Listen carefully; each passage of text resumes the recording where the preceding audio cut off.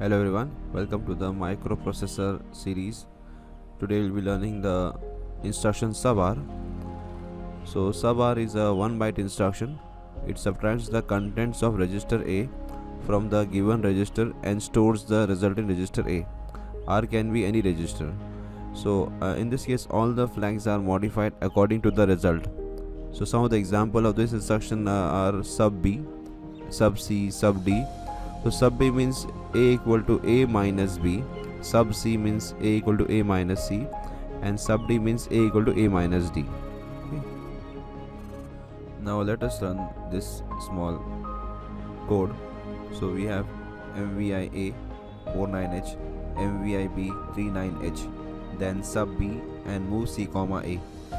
So with the first instruction MVI A 49, it gets stored in register A, and then with the second instruction MVIB 39H, it gets stored in register B. And now we have to perform the SUB B operation that we will see by converting these numbers into binary form. Actually this is we are writing 49 hexadecimal individually and 39 individually hexadecimal. So 4 is 0 1 0 0, 9 is 1 0 0 1, 3 9 means 3 is 0 0 1 1, and 9 is 1 0 0 1.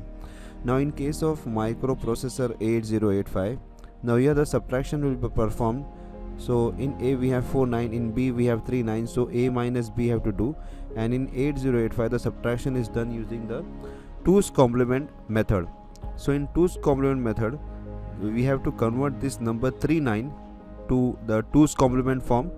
So the 2's complement of 39 is as we can see it will get converted, and we have C7. So we have to get the 2's complement of 39, which is C7, and according to 2's complement method, when we have to subtract A, suppose we have to do A minus B, then we have to take the 2's complement of B and add with A, and whatever result we are getting, that is the actual answer. So now we will see that we will actually add these two numbers and we will get the subtraction. So this is 1 plus 1 is 0, and we have carry 1. Okay, and then again 1 plus 0 plus 1, we have this is again we have 0 and a carry 1,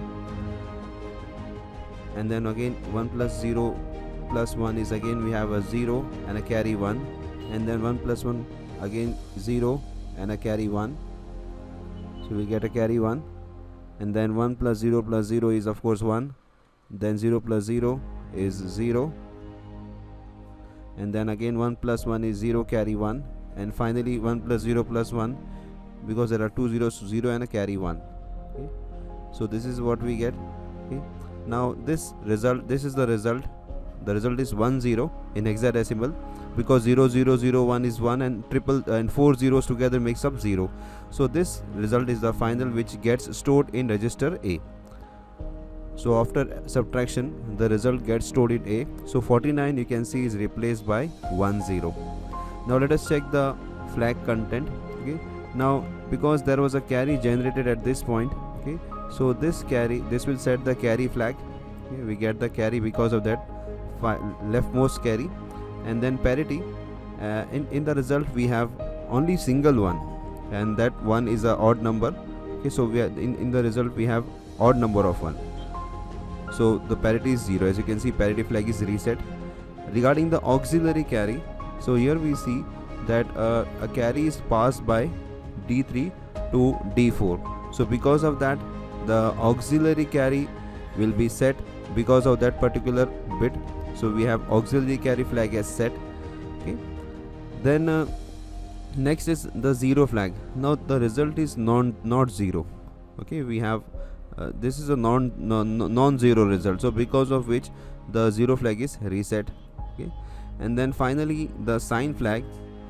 So regarding the sine flag, as we know, the leftmost bit, you can see this, the leftmost bit is 0, so sine flag is also 0.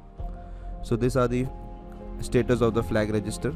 Now the final instruction move C comma A, this will store the result, the final result 10 1, that is 1 0 in register C. Okay, though the result is stored in register C as well. That's all for this tutorial. Thanks for watching.